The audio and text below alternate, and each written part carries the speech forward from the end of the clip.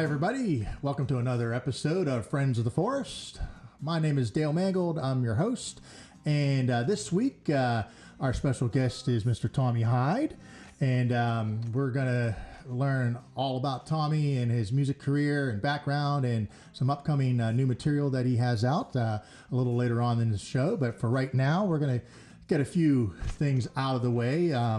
Friends of the Forest, new episodes air each and every Sunday at 6 p.m. Eastern Standard Time. And make sure that you hit your subscribe button right there and the bell notification so you will never miss any of the episodes of Friends of the Forest each and every week when they air. And this is also the Forrest Of FangHorn band channel as well, as most of you probably know by now.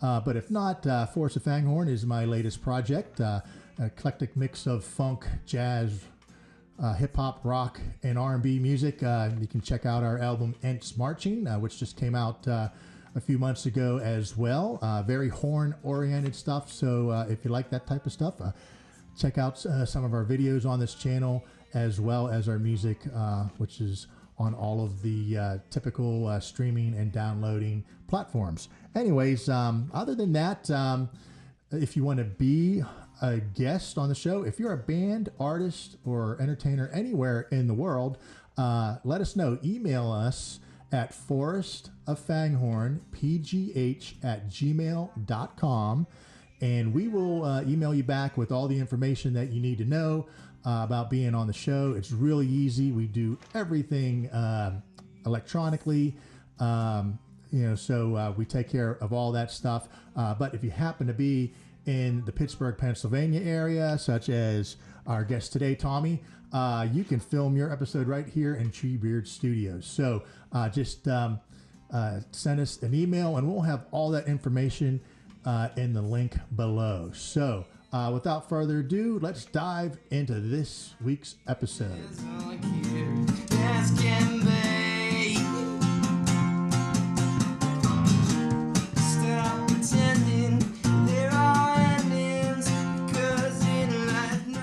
All right, welcome back to the show, Friends of the Forest, and I have the great pleasure of having in studio guests. Our guest today is Mr. Tommy Hyde. Hey, Tommy, what's up, man? Hey, Dale. Very happy to be here. Very happy, really. Thank you. Tommy and I have known each other only a few years, actually, right? I'd say over, like probably a year and a half. Yeah, I'd say. Met you at the Double L open mics. Right. Yes, and the open mic that I run is how I have the opportunity to meet a lot of fantastic artists and performers, and Tommy and I just made a great connection. And since then, though, you've moved back to Jersey, Yes. right? And how about telling us a little bit about your background, where you're from, and stuff like that? Yeah, of course. So I grew up in New Jersey. My whole life in Morris County, a little town called Randolph, which I recently learned means wolf's den or wolf shield. Sorry. Okay. Yeah, that's just a little cool lore about that. But yeah, so I grew up. I have a little dog, a little cockapoo named Lucy, and a younger brother, 2 years younger than me, Patrick. Shout out Pat. And then my mom and dad. I was away for 5 years out here, getting my degree at Pitt. Okay. Meanwhile, I was just brewing my love for music underneath the surface, and then it bubbled over last year before I graduated. And then I came back home, I had to think about what to do with myself, and really laid out on the table strengths, weaknesses, passions, desires, and I've been gung-ho writing songs, learning covers for a year now. Cool. I have some friends who live in Manhattan, actually, but they have family in I want to say Newark.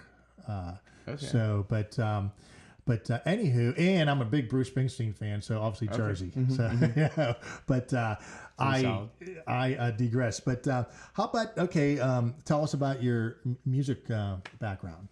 Yeah, it's not technical. It's not any traditional schooling. It's just by ear and by YouTube and learning on my own. I picked up guitar 7th grade. I was maybe 11 or 12 years old.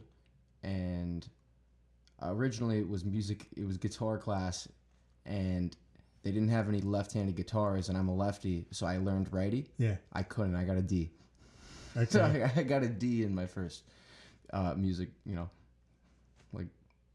class. But really, I just stuck with it and just loved singing and sung when I wasn't. A lot of, there's a lot of guitar players that are left-handed that, there's more than, we know, or you would think, that are actually left-handed but play right-handed.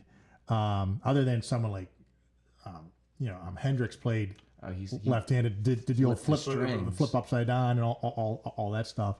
I know my son Gabe is left-handed, but he plays right-handed. Yeah, so so you play left-handed.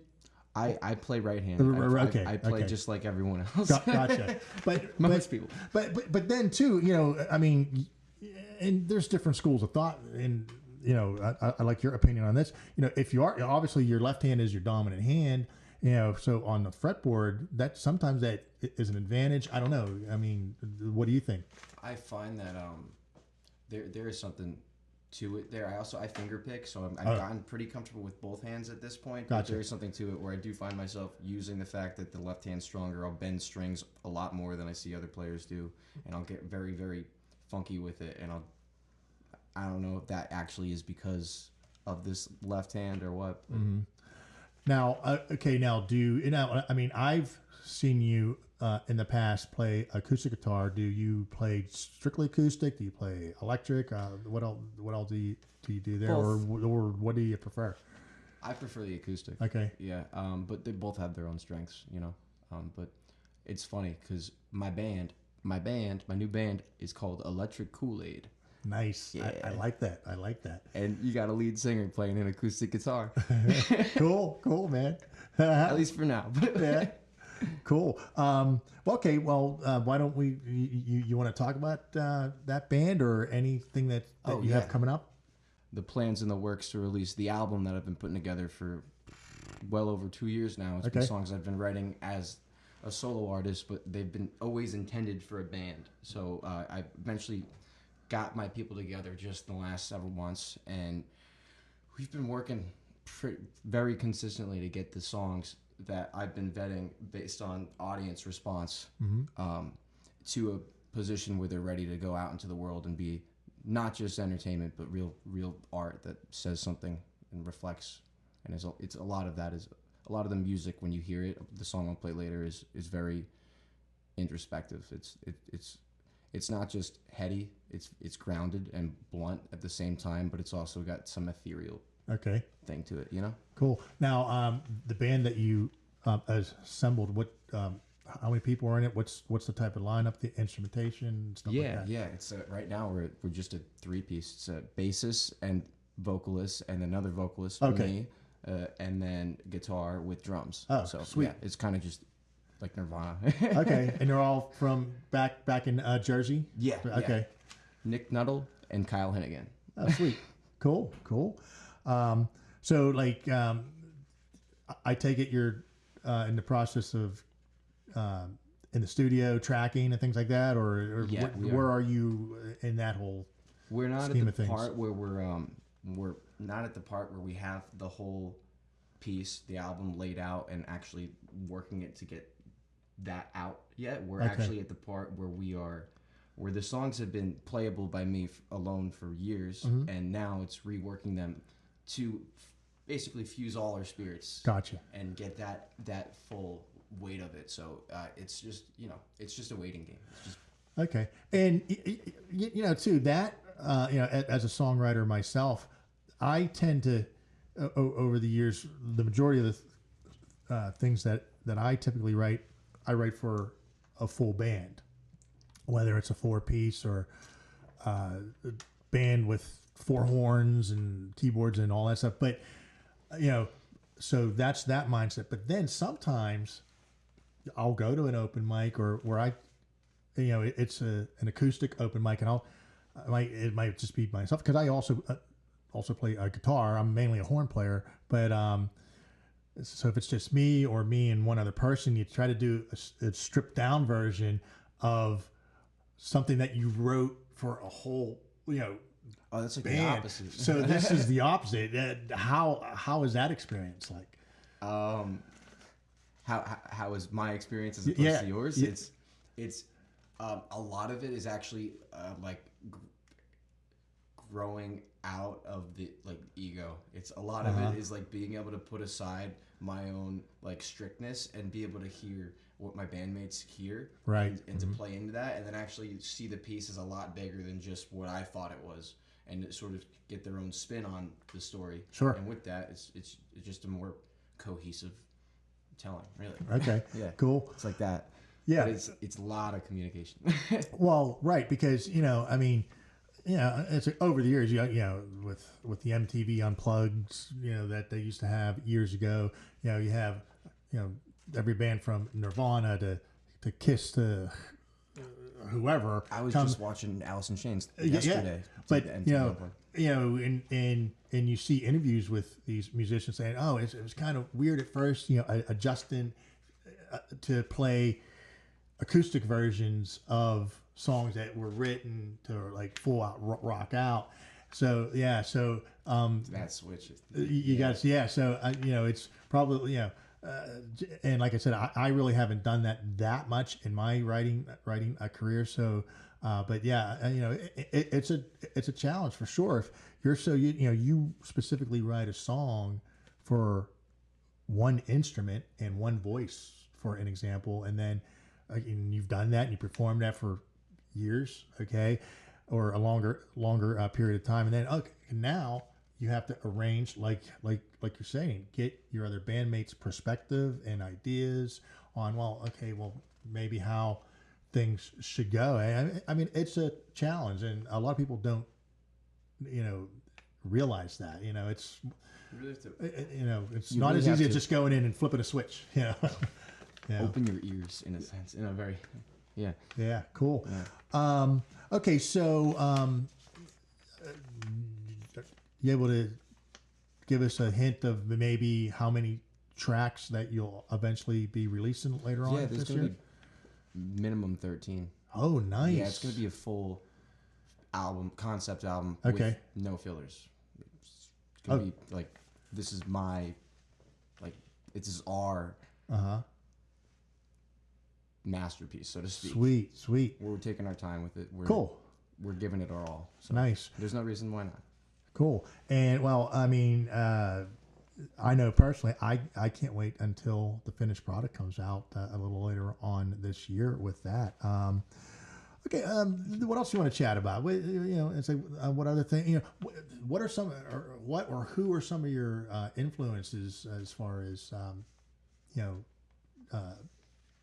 whenever you want to write a tune? Some of your musical influences, maybe a process of how you write a tune.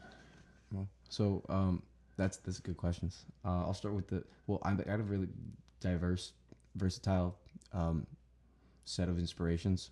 I'll definitely lean into now, especially being 23. Like, I lean into the classics, like the classic. Like, I really love The Doors. Okay. So you'll hear that kind of the Jim Morrison-esque come through sometimes. I also am a huge Nirvana fan, nice. So I like sometimes writing the songs that I'm working on, I think about how that album Nevermind was itself one big story, kind of yin and yang infused in it, with songs that were just acoustic guitar, and then that you couldn't even like hear because it was just shredding and not shredding, but just distortion. Yeah, but then I love the Beach Boys and Brian Wilson, and that's just all melody. Yeah. So yeah, very much. And and a lot of people may not realize. You mentioned Brian Wilson and the Beach Boys, just their vocal harmonies. A lot of singers model the way they write vocal parts off of the Beach Boys stuff. Yes. I mean, they were like masters of it. I mean, Crosby, Stills, Nash and Young kind of were influenced by the Beach Boys, vocal harmonies too. Absolutely. So Absolutely. That's very cool. Yeah, and we're hoping to do.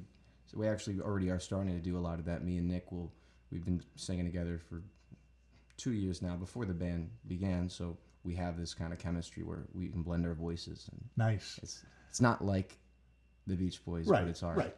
Well, right. Yeah. I mean, Yeah, but you don't want to be exact. You want to be what you are. Exactly. Right. Yeah. But it's an influence, and Absolutely. and you can model. You know, like there's a song on the Forrest Of FangHorn album called "Things I See Today," and I'm influenced musically by a lot of people, but I'm a huge Steely Dan fan,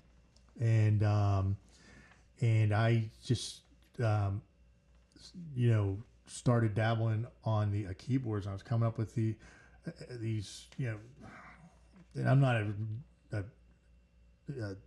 a grandiose piano player by no means, but I know the theory in that. So I wanted to come up with something a little more, complex chord wise, and I can see chords a lot easier on the piano than I can writing on on the guitar. Like visualize it clear in your head. It's not just a guessing game. Yeah. So I said, I started playing these chords, and it's like, I guess it has a Steely Dan vibe, but you didn't want you need to be careful, so you don't want to be carbon copying something, so you want to make it your own, but with that with that influence. So it's like to your point about the Brian Wilson harmonies and stuff like that. So cool. What else, man? I'll throw in more about because I talked about a lot of artists that are no longer with us. Mm-hmm. Well, Brian Wilson is. Yes. Shout out Brian Wilson. yes. But I actually have one person that's been an influence is actually Post Malone.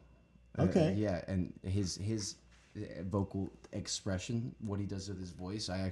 So there's a song that's going to be on the album that we've played out. I don't know if I wrote it after I left Pittsburgh. Okay. So yeah, I wrote it last summer called Breakthrough. Okay. And that's a Subtle Doors reference in itself. But the song's melody is very much modeled after me trying to hear myself as Post Malone. Oh, okay, sweet. Yeah, and then eventually it took off when I dropped it and it became its own thing. But it was me trying to be Post Malone. Oh, nice. I mean, Just for fun.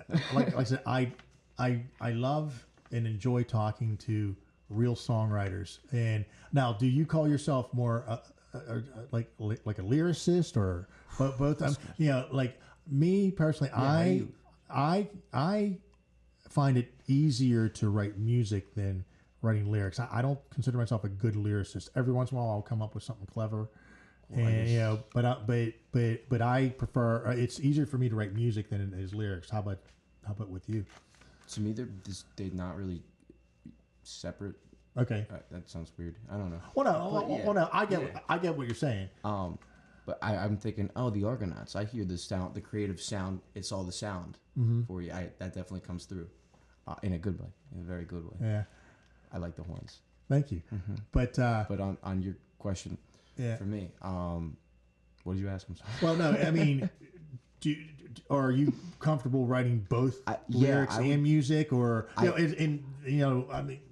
Yeah, they come together. Like I come up with the melody, and I'm playing guitar or piano chords, or there's somebody else already playing chords, and I start singing something, and it happens in tandem.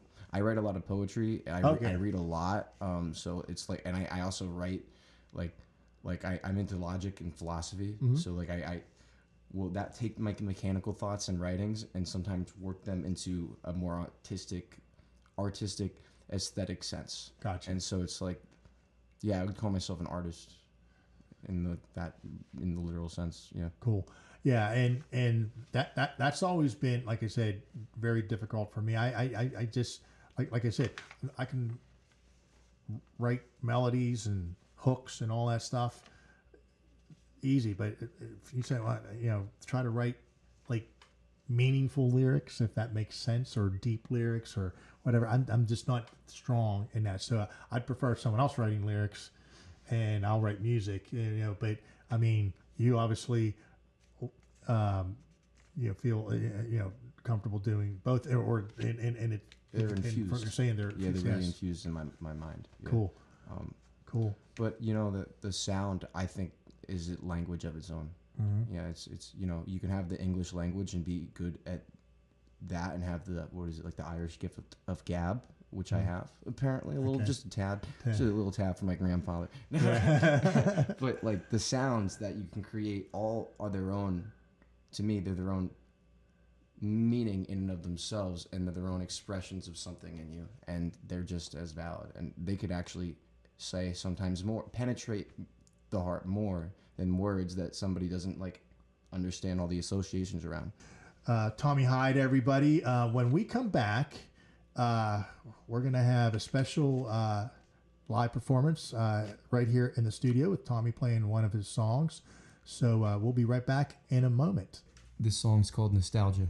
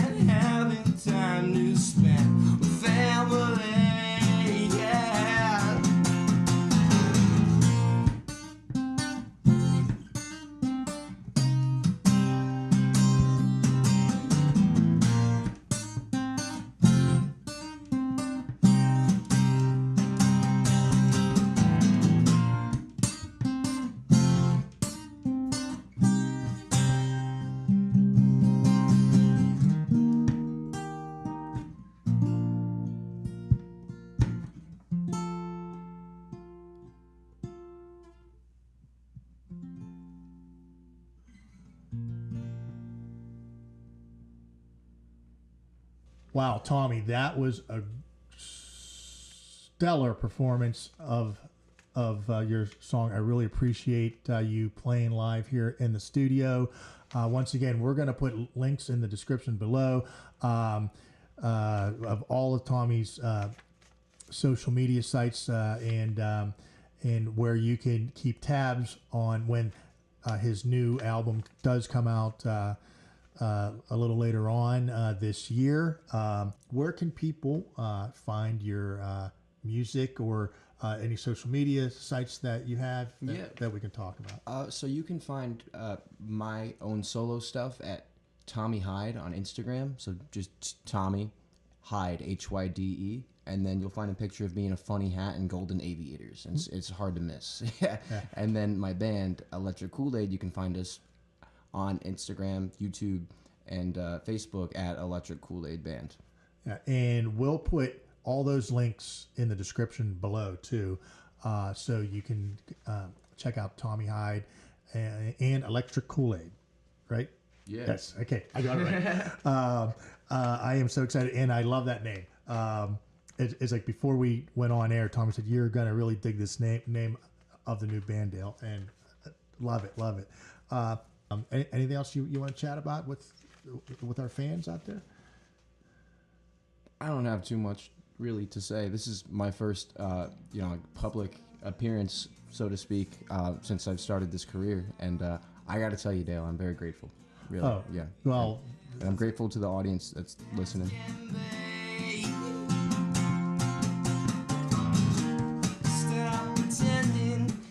This is Friends of the Forest.